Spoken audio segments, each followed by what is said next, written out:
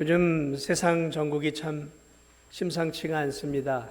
러시아 우크라이나 전쟁이 아직 종식될 기미가 보이지 않고 저 팔레스타인에서 이제 또 전쟁이 일어났고 계속해서 이 전쟁의 양상이 수그러드는 것이 아니라 이렇게 확전되어져 가고 있습니다. 북한에서는 이제 우리를 주적이다 이렇게 표현을 하고 있고, 중국은 대만을 반드시 넣겠다라고 세상에 공포를 했고, 갈수록 이 세상이 어려워져 가는 모습들을 보게 되어집니다. 여러분도 아시겠지만 기후가 많이 이상해졌어요. 이 진도 땅의 기후도 많이 이상해졌고, 예상치 못한 그런 기상이변들이 세상 곳곳에서 지금 일어나고 있습니다. 폭우, 폭설, 폭염, 예측할 수 없는 기상이변들이 이제는 자연스럽게 받아들일 만큼 우리 이 세상은 뭔가 이렇게 좀 질서를 잃어버리고 뒤죽박죽이 지금 되어져 가고 있습니다. 이 모든 것들은 이미 성경에 다 기록되어져 있습니다. 말세가 되어지면 어떤 현상들이 일어날 것인가, 예수 그리스도께서도 말세가 되면 이런 일들이 일어날 것이다. 근데 그런 말씀들이 점점 더 가시화되고 점점 더 하나님의 말씀대로 세상이 가고 있다라는 것을 보게 됩니다. 특별히 이 마지막 때 아주 공통된 특징이 하나가 있는데, 그것이 무엇이냐면 마지막 때는 이웃을 향한 사랑이 완전히 식어져 버리는 시대가 온다라는 것입니다. 극도의 자기 사랑이 세상을 가득 채우게 될 것이다라는 거죠. 그러니까 마지막 때 우리 시대를 유심히 한번 보시기 바랍니다. 극도의 자기 사랑을 향해 가고 있어요. 자기 사랑. 이 디모데후서 3장에도 사도 바울이 그의 유언적인 편지에서 마지막 때에 일어날 일들에 대해서 기록해 놓고 있는데, 이렇게 얘기합니다. 사람들이 자기를 사랑하며, 말세 때예요. 자기를 사랑하며, 돈을 사랑하며, 자랑하며, 교만하며, 부모를 거역하며, 감사하지 아니하며, 거룩하지 아니하며, 무정하며, 모함하며, 절제하지 아니하며, 사나우며, 선한 것을 좋아하지 아니하며, 배신하며, 조급하며, 자만하며, 쾌락을 사랑하기를 하나님 사랑하는 것보다 더하며. 그런데 유심히 이 말씀들을 살펴보면 결국 하나의 모습으로 귀결되어지는데, 그것이 뭐냐면 극도의 자기 사랑의 다른 모습들이라는 거예요. 그러니까 하나인데 양상이 다 다른 거예요. 자기 사랑에 대한, 극도의 자기 사랑에 대한 양상들이죠. 돈을 사랑하며, 자랑하며, 교만하며, 부모를 거역하며, 감사하지 않고, 무정하고, 절제하지 않고, 사납고, 배신하고, 자만하고, 이 다 극도의 자기 사랑의 다른 표현들이라는 것이죠. 그렇습니다. 오늘 이 시대를 보면 형제 그렇게 중요하게 여기지 않습니다. 부모 그렇게 중요하지 않습니다. 심지어 가족의 배우자나 자녀들조차도 자기 사랑에 가득 찬 사람들은 쉽게 가족을 내버리는 일들이 요즘은 비일비재하게 일어납니다. 자신의 육신의 만족과 쾌락을 위해 살아가는 것이 오늘 이 시대, 마지막 시대의 중요한 특징이라는 거죠. 그래 오늘 성경은, 특별히 베드로 사도는 서로를 뜨겁게 서로 사랑하라라고 말하고 있습니다. 말세 때에 사랑이 식어져 가기에 성도들은 특별히 더욱더 사랑에 힘써야 한다라고 오늘 말씀하고 있습니다. 그렇습니다. 사랑하는 여러분, 사실 우리가 모든 사람을 사랑해야 할 이유가 있어요. 왜냐하면 모든 세상의 사람들은 하나님의 고귀하고 아름다운 형상으로 빚어졌기 때문에 그렇습니다. 하나님이 사람을 만들 때는 그 코에 생기를 불어넣었다. 그게 뭐냐면 하나님의 형상을 불어넣은 거예요. 그것을 영혼이라고 말하죠. 그래서 짐승이나 이런 것들에게는 하나님의 형상이 없어요. 하나님의 아름다운 형상을 가지고 있는 유일한 피조물은 바로 우리들입니다. 우리 인간들이에요. 그러니까 사실 지나다니는 거린이라 할지라도 고귀한 하나님의 형상으로 빚어진 존재라는 것이죠.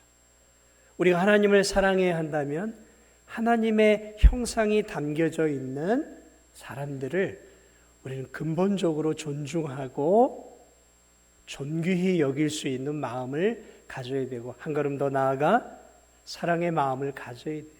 그래서 사람을 진실로 사랑하는 것, 그것이 하나님을 사랑하는 것입니다. 왜냐하면 그 안에 하나님의 형상이 있기 때문에 그래요. 그러니까 사람을 미워하는 것은 하나님을 미워하는 것이죠. 왜냐하면 그 안에 있는 하나님의 형상이 있기 때문에 그래요. 오늘 이 베드로 사도는 특별히 우리가 사랑을 해야 하지만 특별히 믿음의 형제들을 사랑해야 한다라고 오늘 우리들에게 말하고 있습니다. 오늘 이 8절 말씀은 형제 사랑에 대한 말씀이에요. 8절을 보니까 무엇보다 뜨겁게 서로 사랑할지니, 여기서 이 사랑은 형제 사랑을 말하고 있어요. 형제들. 어떤 형제들이요? 함께 믿음의 신앙생활을 하는, 교회를 함께 다니는 교회 식구들을 사랑해야 한다는 것이죠. 사랑해야 한다는 거죠. 여러분은 진도중앙교회 다니고 있는 우리 성도들을 사랑하십니까? 우리 옆에 분들에게 한번 유심히 보세요. 내가 이 사람 사랑하고 있나? 사랑하고 계셔요? 그냥 그렇죠. 마음 깊은 곳에서 나와 함께 예배드리는 사람들, 매주 만나는 우리 믿음의 성도들을 나는 정말 사랑하고 있는 것일까? 다시 한번 보세요. 옆에 분들, 내가 이 사람 사랑하고 있나? 보세요. 물어보세요. 당신 나 사랑하시오? 그러면 사랑하죠. 이렇게 대답을 해야죠. 우리가 왜 믿음의 성도들을 사랑해야 할까요? 우린 혈육은 아니잖아요. 혈육이 아니에요. 그런데 베드로 사도는 우리에게 혈육만큼이나 형제들을, 믿음의 지체들을 사랑하라라고 말하고 있습니다. 고린도전서 12장에 보면 바울은 고린도 성도들에게 이렇게 얘기합니다. 너희는 그리스도의 몸이요. 바울은 고린도 성도들에게 싸우고 있는, 고린도 교회는 맨 싸움을 했던 교회예요. 서로가 분열하고 서로 미워하고 서로 비방하고 서로 이렇게 그룹을 져가지고 서로 막 다투는 그런 싸움이 진탕인 교회가 고린도 교회였어요. 그게 바울이 고린도전서 12장에서 사랑하는 고린도 교인들아, 너희들이 그렇게 싸우지 좀 말고 비난 비방 좀 멈춰라. 너희들은 사실 예수 그리스도를 믿음으로 그리스도의 몸이다라는 거죠. 몸이라는 거죠. 한 몸인데 어떻게 한 몸끼리 싸우느냐라는 거죠. 한 몸끼리. 그렇죠. 여러분, 저와 여러분 다 한 몸을 갖고 있어요. 두 몸이 아니죠. 몸 안에는 다양한 몸의 지체가 있잖아요. 여러분, 이 몸이 서로 싸우는 거 봤습니까? 싸우지 않아요. 자신의 몸의 건강과 행복을 위해 이 몸의 모든 지체들은 서로가 연합되어 하나로 움직입니다. 싸우지 않아요, 몸은. 만약 몸이 싸우면 그것은 그 몸이 병이 든 것이에요.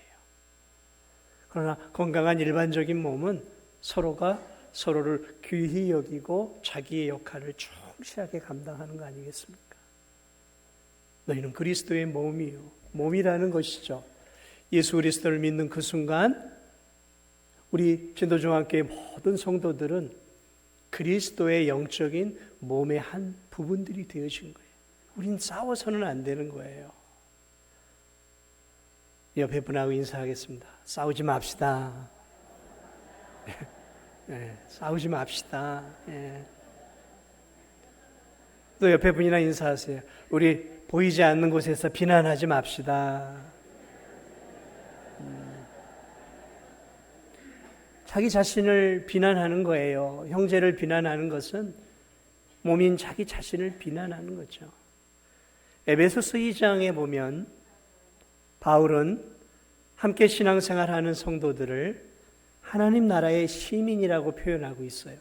다시 말하면 저 영원한 천국에서 영원토록 함께 살 하나님의 백성들이라는 거죠. 우린 하나님의 백성이라는 거예요.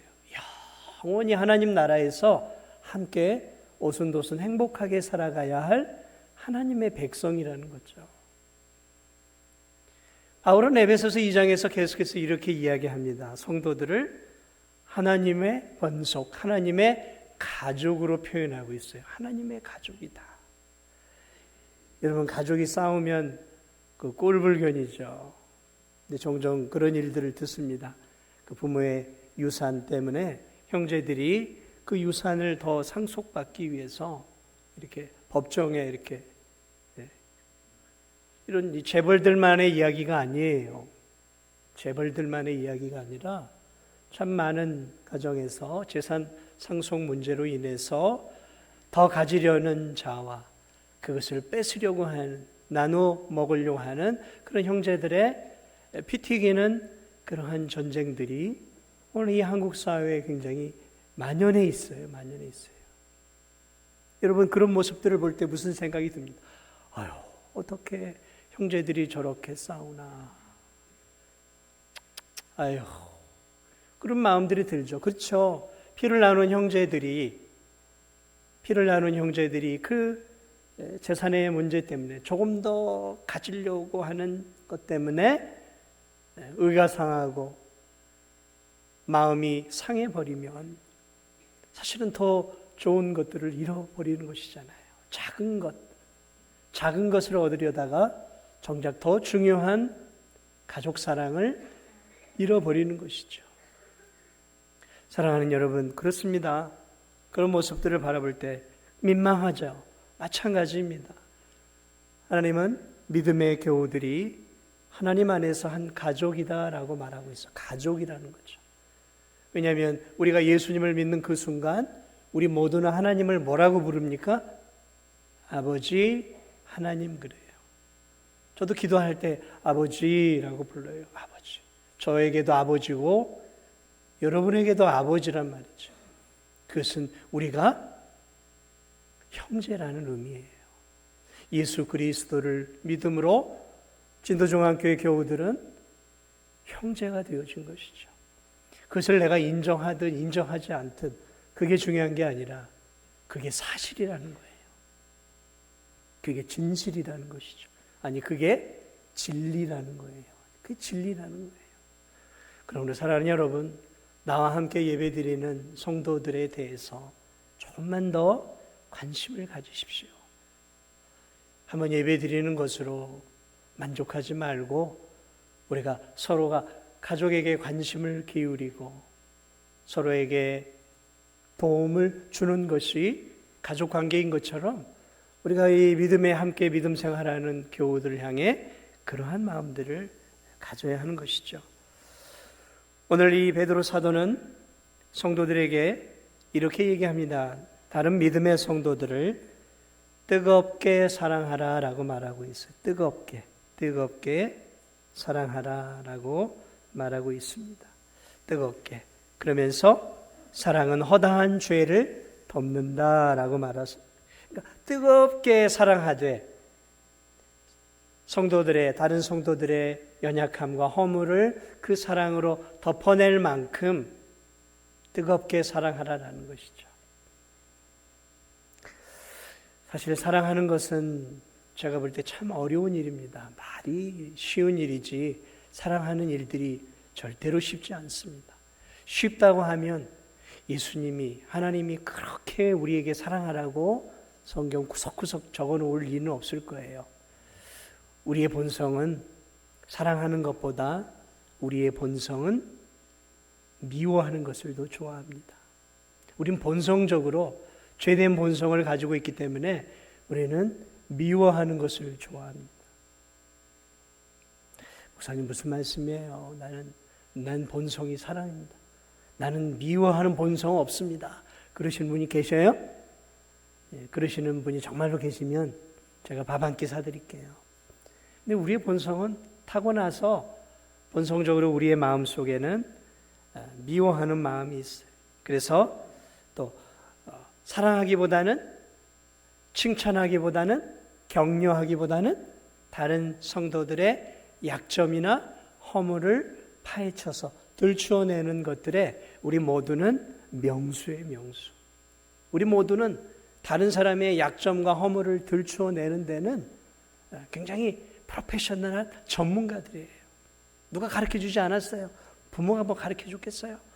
학교에서 선생님이 가르쳐줬겠어요. 그런데 저와 여러분 모두가 다른 사람을 약점을 집어내고 허물을 들추어내고 그것을 잘근잘근 씹어서 이야기하는 것에 명수라는 거예요. 명수. 사랑하는 여러분, 가만히 보세요. 여러분 모여서 어떤 이야기들을 많이 하십니까? 다른 성도들의 좋은 점들에 대해서 1시간이고 2시간이고 칭찬하십니까? 야, 저 성도는 이런 부분이 멋있고 저 성도는 이런 부분이 너무 아름다워. 야, 나도 저렇게 살아야 되는데. 여러분 그렇게 하십니까? 아니면 1시간이고 2시간이고 어떤 성도, 때로는 목회자를 가지고 이런 부분 저런 부분 이게 문제고 저게 문제고. 여러분은 어디에 그렇게 여러분의 시간들을 사용하고 계십니까? 우리는 차라리 멀리 떨어져 사는 원수는 사랑하기 쉬워요. 멀리 떨어져 있는 원수는 사랑하기 쉬워요. 그런데 함께 믿음의 신앙생활을 함께 매주마다 하는 이 믿음의 지체들이 내 속을 긁어놓고 내 자존심을 건드리고 나를 힘들게 하면 잘 용서를 못해요. 원수는 사랑할 마음이 있는데 내 자존심을 건드리고 나를 좀 힘들게 하는 성도들은 용서가 안 되는 거예요. 화가 나서 견딜 수가 없어요. 나를 건드린 만큼 나도 마음속에서라도 소심하게 복수하고자 하는 마음들이 우리 안에서 일어난다라는 것이죠.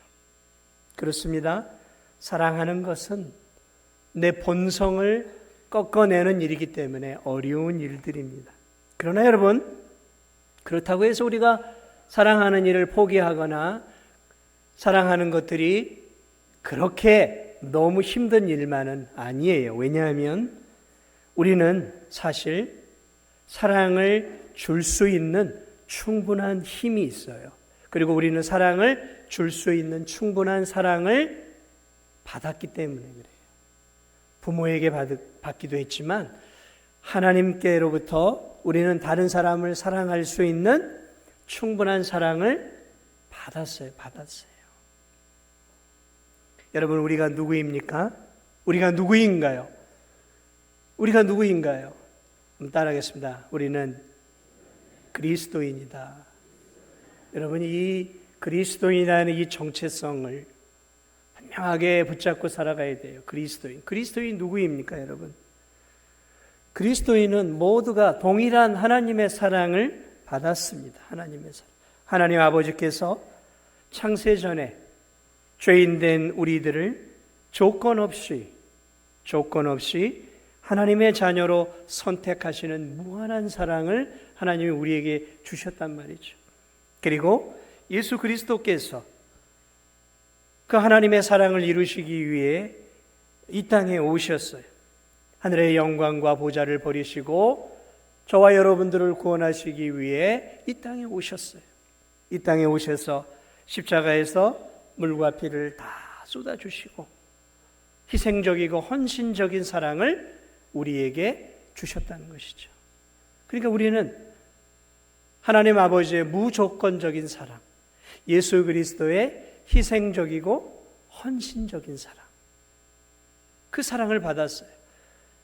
그리고 그 사랑만이 아니라 한 걸음 더 나아가 예수님을 믿는 우리 안에 계신 성령 하나님께서는 지금도 미숙하고 부족한 우리들의 그 신앙 상태를 바라보시면서 우리를 버리시는 것이 아니라 인내하시는 사랑으로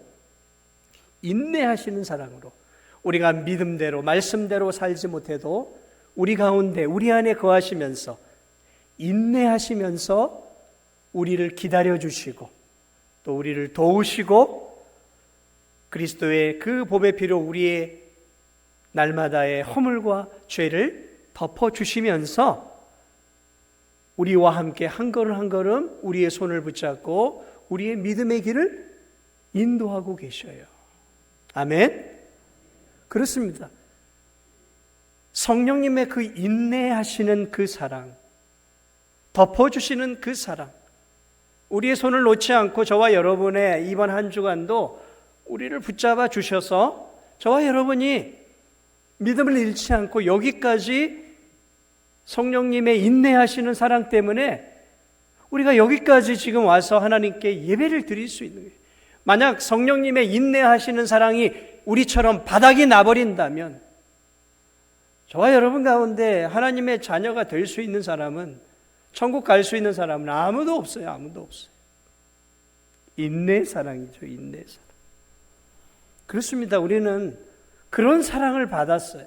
비록 우리가 부모나 형제에게 충분한 사랑을 받고 자라지 못했을 수도 있어요. 이웃들에게 충분한 사랑을 받지 못했을 수 있어요.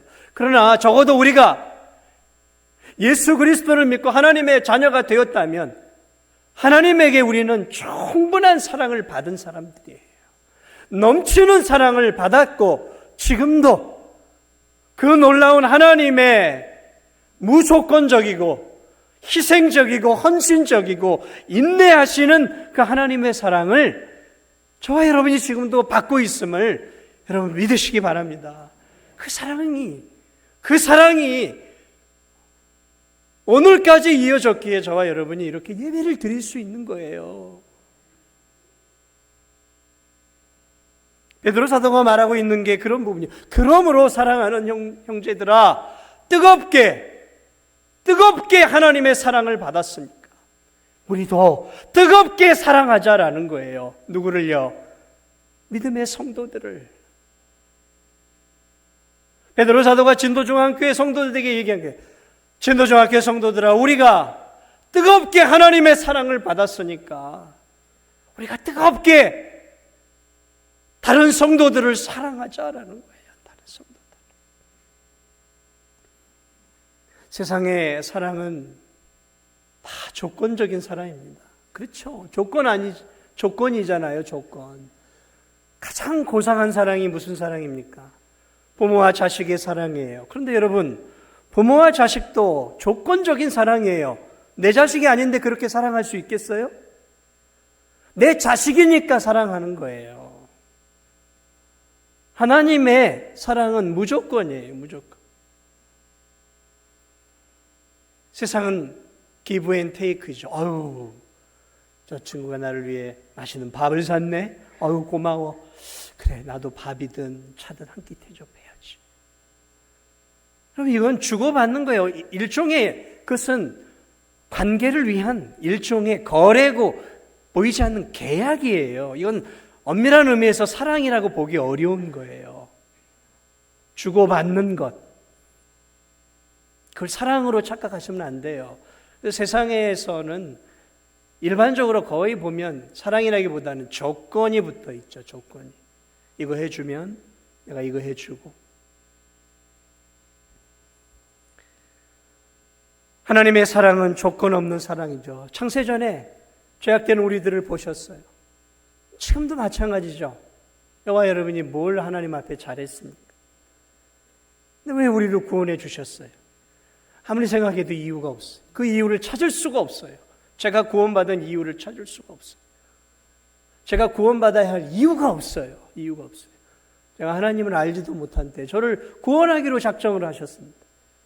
제가 하나님을 알지도 못하고 하나님 없이 살 때 하나님이 저를 사랑하셨고 구원하셨고 저를 위해 놀라운 천국의 계획을 갖고 계셨단 말이죠. 여러분, 그렇습니다.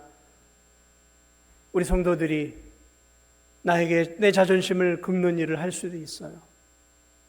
나를 무시할 수도 있습니다. 나를 미워할 수도 있고 시기할 수도 있어요.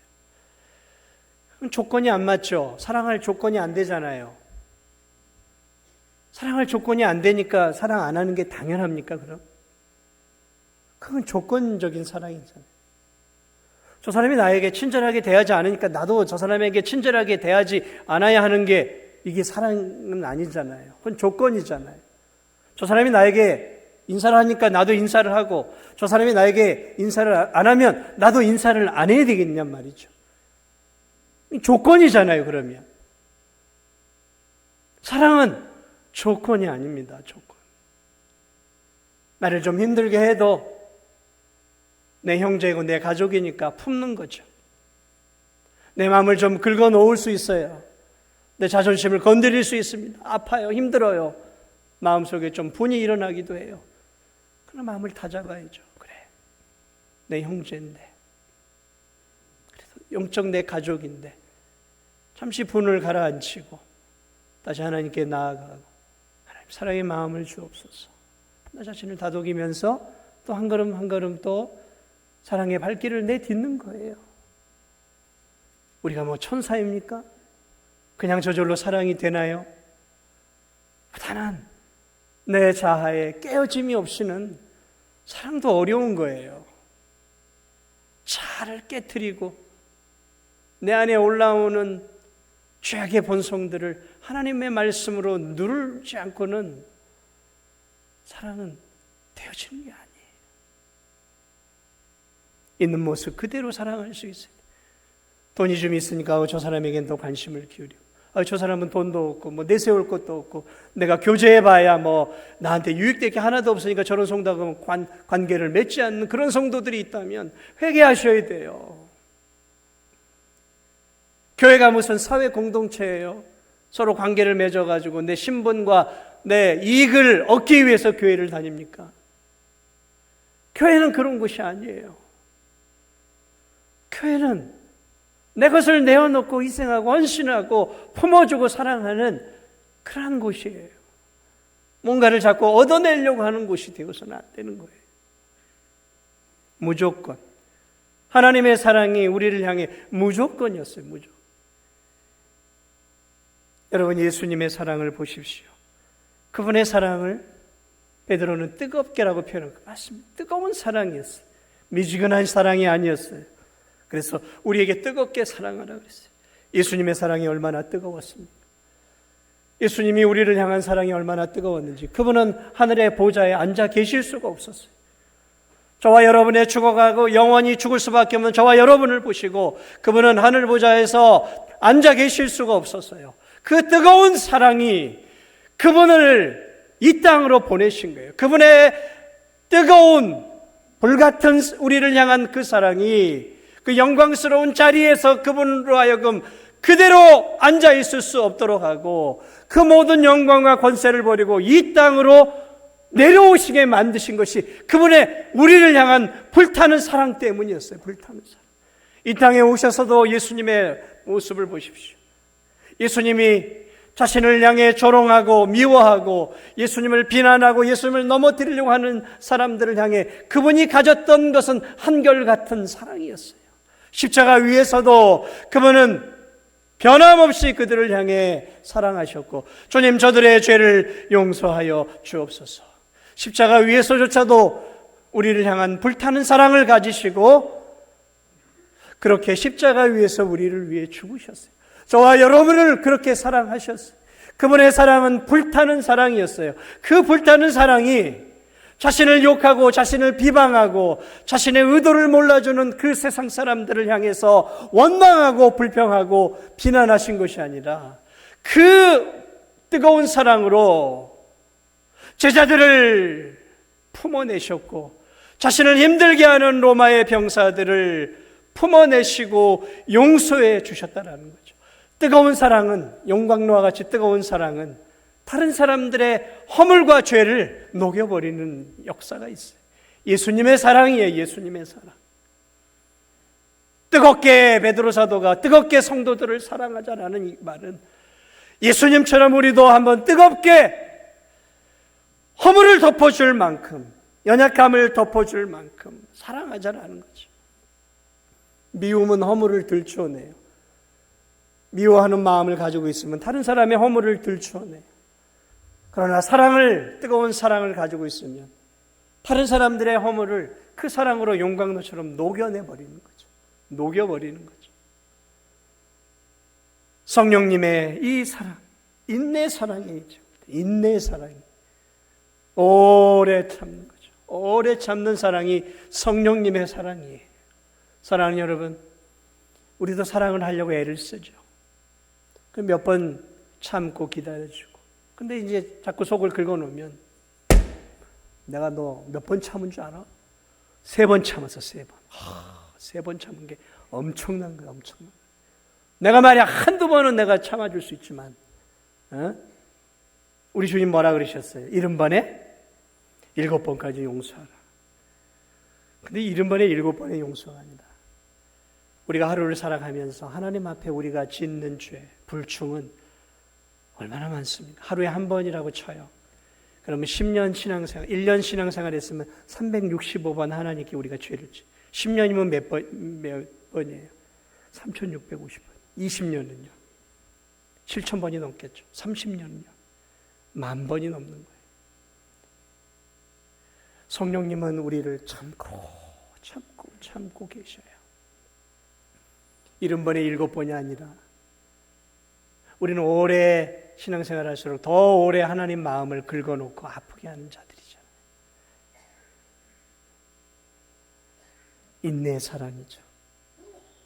사랑하는 여러분, 뜨거운 사랑은, 성령님의 뜨거운 사랑은 인내로 표현되어서 우리를 품고 언약의 약속을 잡고 우리를 인도해 주십니다.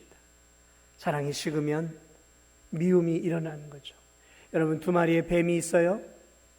2마리의 뱀이 서로의 꼬리를 잡아먹기 시작합니다. 서로 물고 물어요. 서로 잡아먹습니다. 서로 잡아먹다 보면 결국 어떻게 될까요? 둘 다 죽는 거예요. 둘 다 죽습니다. 둘 다 죽는 거예요. 그렇습니다. 사랑하는 여러분, 오늘 우리에게 주어지는 사랑, 우리가 받은 사랑을 기억하고 우리가 받은 그 사랑을 기억하면서 그 사랑으로 예수 그리스도의 사랑, 아버지의 사랑, 성령님의 그 놀라운 우리를 향한 사랑을 기억하면서 우리도 그 사랑의 발걸음들을 한 걸음 한 걸음 나아가야 하는 것입니다. 오늘 말씀을 좀 마무리해 보고자 합니다. 사랑하는 여러분, 오늘 베드로 사도는 너만 사랑해라고 말하고 있는 게 아니라 서로 사랑하라 말하고 있어요. 서로. 사랑은 서로 해야 하는 것입니다. 한 사람만 하는 게 아니에요. 서로 하는 것입니다. 왜냐하면 여러분, 이 몸이 건강하려면 몸 전체가 다 일을 해야 되는 거죠. 여러분, 이 손이 하는 것은 결국 몸을 위해 하는 것이죠. 머리가 하고 입이 하는 것 다 몸을 위해 하는 것입니다. 여러분, 이 몸에서 하나만 쉬어버리면, 하나만 작동을 안 하면 빨리 병원에 가야 돼요. 수만 가지 장기가 있지만 그 안에 하나만 작동 안 하면 빨리 병원 가야 돼요. 왜냐하면 잘못하면 죽을 수 있어요. 그 하나가 잘못되면. 그러니까 모든 것들이 다 제 기능을 해줘야 되는 거죠. 마찬가지입니다. 그러니까 한두 사람만 사랑하는 것이 아니라 모두가 서로를 사랑하는 거죠. 그것이 그리스도의 한 몸 공동체를, 나를 살리는 길이라는 것이죠. 어떻게 사랑해야 할까요? 어떻게 사랑해야 할까요?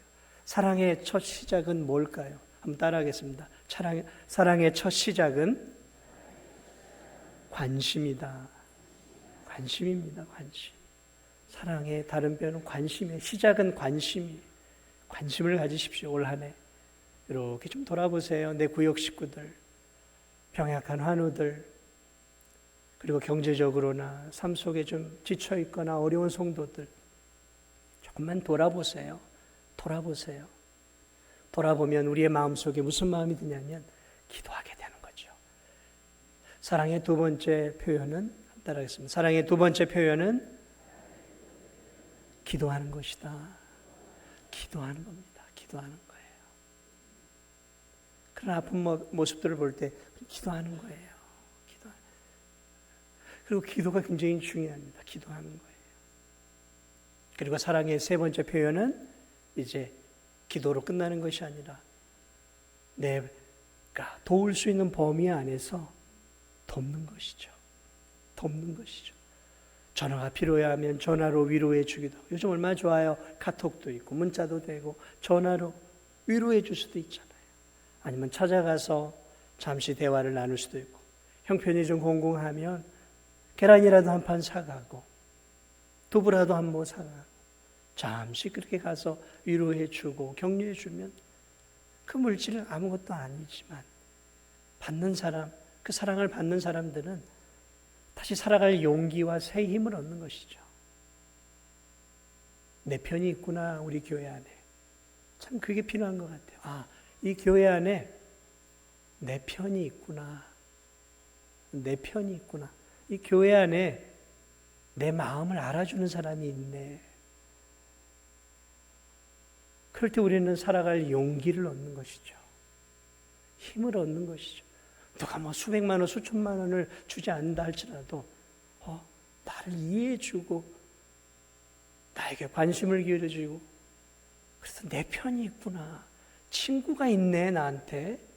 그럴 때 우리는 우리의 믿음 생활이 훨씬 더 풍성해질 수 있는 것입니다. 얼마나 요즘은 외롭습니까? 어디서 우리의 마음을 나눌 수 있는 친구들이 있습니까? 쉽지 않잖아요. 특별히 예수님 믿는 사람들은 더 그런 것 같아요. 무슨 술자리에서 술 마시면서 그럴 수도 없잖아요. 그냥 더 외로울 수 있고 더 힘들 수 있어요. 우리 하나님만 붙잡고 살 수 없잖아요. 솔직한 얘기로. 하나님의 사랑은 성도들을 통해 표현되고 있다는 것들을 여러분 잊지 마세요. 하나님 한 분만으로 만족한다. 하나님 우리에게 그거 원하지 않아요. 하나님은 우리를 통해 하나님의 사랑이 다른 성도들에게 흘러가기를 원하시는 거예요. 아멘? 잊지 마세요. 나 하나님 한 분이면 충분해. 그거 거짓말이에요. 말도 안 되는 소리 하고 있어요. 하나님은 다른 성도들을 통해 하나님의 사랑이 흘러서 다른 성도들에게 가기를 원하시는 거예요. 그래서 우리는 성도들의 사랑을 통해 누구를 만나는 거예요? 하나님을 만나는 거예요. 하나님을 만나는 거예요. 다이렉트로 하나님을 만나는 것도 필요하지만 하나님은 그렇게 우리가 서로 사랑을 통해 하나님을 알고 그 충만한 하나님의 사랑 가운데서 그 사랑을 다른 성도들에게, 이웃들에게 흘려보내기를 원하고 계시는 것이죠. 아무쪼록 우리 교회가 그러한 교회가 되기를 축복을 드립니다. 예수 그리스도의 그 충만한 사랑으로 올 한 해도 그리스도의 그 사랑으로 인내하고 뜨겁게 그리고 무조건적으로 사랑하면서 서로를 위해 관심을 기울여주고 기도해주고 내 마음을 표현하면서 올 한 해도 그리스도의 충만한 사랑을 함께 나누며 아름다운 교회 공동체를 만들어 가시기를 주님의 이름으로 축복을 드립니다. 우리 함께 찬양하기를 원합니다.